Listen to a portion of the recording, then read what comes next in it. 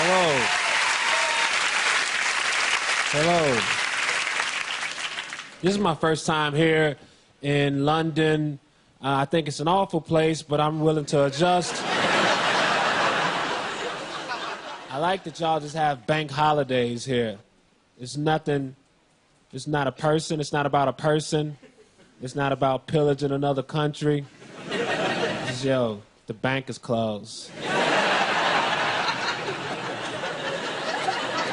So let's just close everything else too. I like that. The last time I was in UK, I was in Scotland. And I was in Scotland and Edinburgh, so I came this time, and I still had money from Scotland, and so I went to a pub here in London, and I ordered my drink, and then I handed the guy a Scottish 20, and he said, "This is Scottish money." I said, "Yeah, take it." I don't care about your feud. Whatever's going on between England and Scotland, there's no difference between England and Scotland. Scottish people are deep-voiced English people. That's what people ask when people ask me, what's the difference between England and Scotland? Scotland, they talk like, and English people say, literally. Literally. I was literally at the pub and I had literally had a pint in my hand and I literally left. You didn't have to say literally that many times. You say literally too much. Before I was coming over, I was back in New York and I met these girls. They were from Ireland. And I said, "Oh, you're from Ireland? That's cool because I'm going to the UK in a couple months." And apparently Ireland isn't a part of the UK because of some crazy stuff that happened a while ago. I guess I got it mistaken with Northern Ireland, which is an honest mistake, I think. And what would have been nice if those girls said, "Hey, there's a crazy history between the UK and Ireland. It's a very sensitive subject for that. The UK and Ireland, we're not cool like that. We don't like being associated with the UK, so you should know that." That would have been nice. And I would say, "Thank you for telling me that." Instead, what these girls said, "What the crack, you dumbass American? You probably don't even own a passport, you stupid American. You don't know anything in that world. You don't know anything, you dumb American. What the crack?" And you know what? That doesn't make me want to learn about your country. Guess what? Now I'm going to tell all my friends Ireland is part of Dubai. And they're going to believe me because I'm influential in my circle. So I did the Edinburgh Festival last year. It was a dark moment in my life. It's very rainy. It's like the rain is just pissing on your soul. I was out one night. It was 5 in the morning, Scotland. I'm talking with this girl. I decided to take a swing. I say, "How about we go back to my place for some food and some drinks?" Most women would say, "Yeah, that sounds cool," or "No, I'm all right." But what she said was, "What type of food are we talking about? And what drinks are we talking about? And do you expect me to have sex with you if I come back to your place?" If you come back to my place at 5 in the morning, eat all my food, drink all my drinks, and you don't want to have sex, I don't want you in my life at all. What type of person to do something like that? That sounds like something a sociopath would do. Come to your place at 5, eat your food, drink your drinks, leave at 6:30 without fucking like it's cool. That's a passive burglary.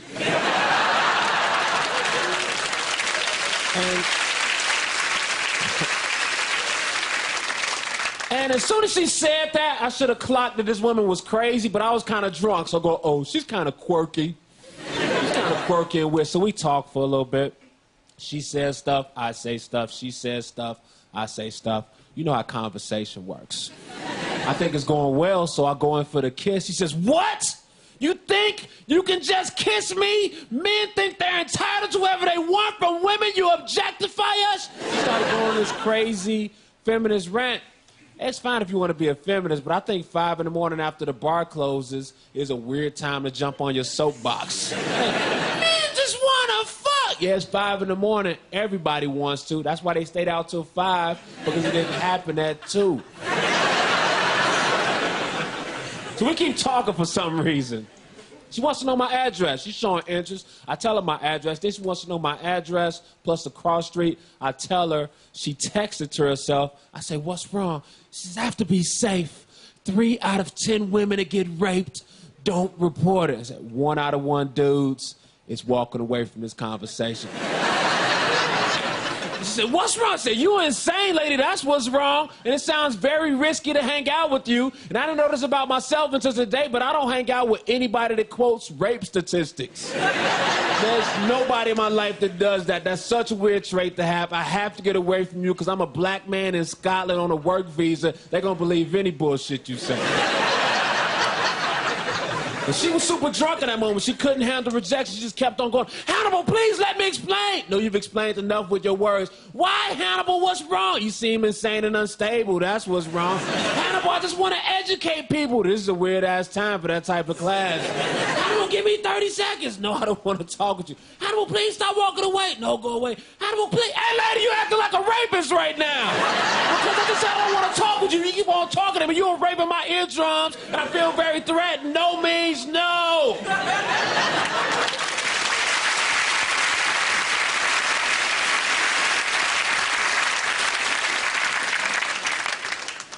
So we're dating now.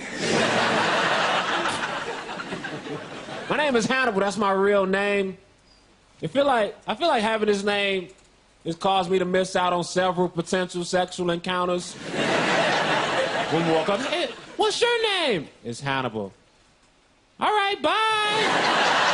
Bye. And seriously, I'm a real person. That's a movie dude that you're judging me off of. I got a brother and a sister. My brother's name is David. My sister's name is Angela. My mother's name is Margaret. My father's name is John. My name is Hannibal. This is awful. I got a teenage cousin. I don't like him at all. I think he's a bad person and a piece of shit, and I hope he doesn't get into college. He is a horrible person. If one of you was kicking his ass right here on this stage, I'd let you get 10 more hits in before I stopped you. Hey! Hey! Hey, what's going on here? Hey! Hey! What's happening? Hey! Hey! Get off my cousin, man. He always talks trash about my comedy. Hey, Hannibal, we were watching your stand-up on YouTube. It wasn't funny, man. So I have to figure out what can I say back to this 17-year-old boy, because I'm not letting this slide. I'm very petty. I have to destroy him. And I figured it out, and I just accused him of masturbating because teenagers can't handle that. Their psyches are weak. I say, what, man? You coming from jacking off? No, I wasn't jacking off, Hannibal. Why would you say that? I do not jag off. I will never jag off. Get out of here, Hannibal. Why you want me to get out of here? So you could jag off some... No! That won't work on me. I'm 29. You accuse me. Hannibal, you jagging off? Yeah. Yes, I was jagging off. I was jagging off so I can have sex for longer later. That's grown man stuff. I'm planning out my life. Sometimes when I watch porn, I put my hoodie on so I feel creepier. Yeah. Then I get under the computer so it feels like I'm spying on a couple. Yo. What are y'all up to? Everybody needs a masturbation hoodie, in my opinion. You have to keep your top warm because your bottom is exposed. Life is all about balance.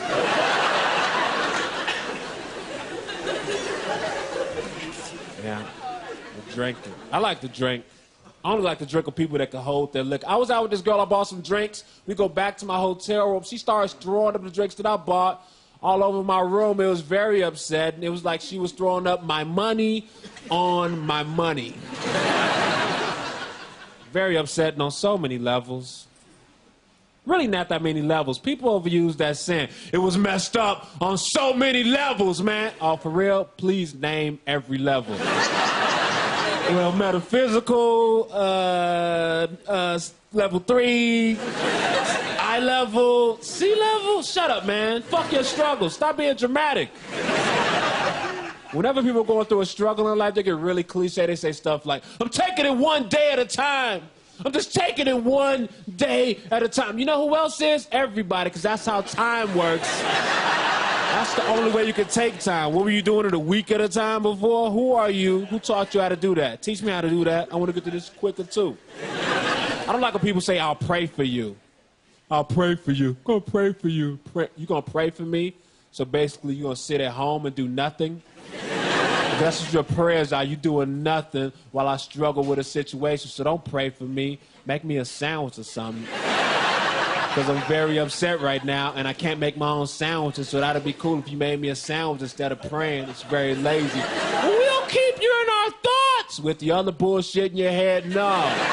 Keep me out of your thoughts, because I hear some of the stuff you talk about. If that's close to what you're thinking about, I don't want to be around that at all, so keep me and my family out of your thoughts unless you're thinking about making us sandwiches. I went to see this play in New York. It's called Sleep No More. And it was really cool. It's not a regular play where you sit in the audience and watch people on a stage. It's in this 5-story building, and actresses can pop up in any room in the building and start doing a scene, and they leave that room. They meet up with other actors, and you follow them around. It's really crazy. I guess it's loosely based on Macbeth, but I don't know anything about Macbeth, so the whole experience for me was just getting drunk and chasing actors around. Hey, what's going on over here? I don't understand this. What does this scene mean? What are you doing with this dance? What is all of this? But it was a fun time, and I was in this one office set by myself. Nobody else was in this office set, and I farted in that room. And then 2 actors came into that room to do a scene, and they acted into my fart cloud. And I could see that it was bothering them, but they really couldn't speak on it. They had to just power through. And I was just happy to be a part of the process. It was cool. Really fun.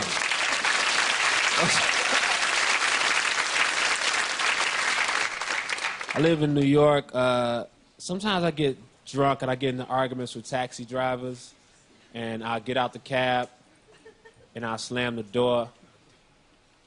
That's not the way to win an argument with a taxi driver. The way to win is you get out the cab and you leave the door open. Then he has to step out, come around, and close the door. But while he's doing that, I'm on the other side opening the other doors. And we just keep going around and around and around and around. And I got my own personal Benny Hill situation going on. Life is great. Cue the music. I'm a big rap fan, but a lot of rappers say goofy stuff in their songs. This is one rapper, Young Jeezy. He has a song where he says, "How stupid, dumb, big, my room's got rooms." Nah, Jeezy, those are closets. Those aren't extra rooms in your rooms, Jeezy. He'd be the worst real estate agent ever. Right here, we have a 34-bedroom house. Let me show you around the property. Great feature of this place. Some of the rooms have extra smaller rooms in them. You have to sleep in these rooms like this. Very unique sleeping situation inspired by the Japanese. A while back, Lil Wayne had an interview. He was really bad at it. The journalist said, "Lil Wayne, if you could ask George Bush any questions about Hurricane Katrina, what would you say?" He said, "I'm a gangster, and gangsters don't ask questions." Like, what? Gangsters do ask questions. Asking questions is a big part of being a gangster. "Hey, man, where's my money?" That's a question. "You want to die tonight?" That's a question, too. What? That's 2 questions. Gangsters always ask questions. Hey, thanks a lot. I'm Hannibal Buress. Thanks, y'all. Good night.